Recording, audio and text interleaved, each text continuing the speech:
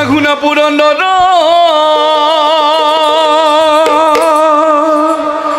মুখুৰ বচন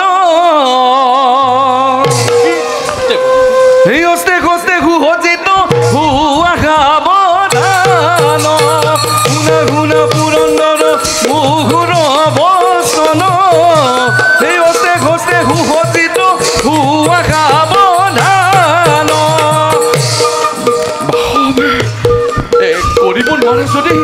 কৰিব নোৱাৰা যদি সেই মহাপ্ৰলয়ংকাৰী দৈত্যক নিধন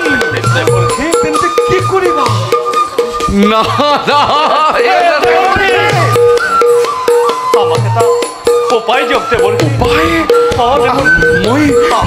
মই তোমালোকক কি উপায় প্ৰদান কৰিব পাৰো বাসৱ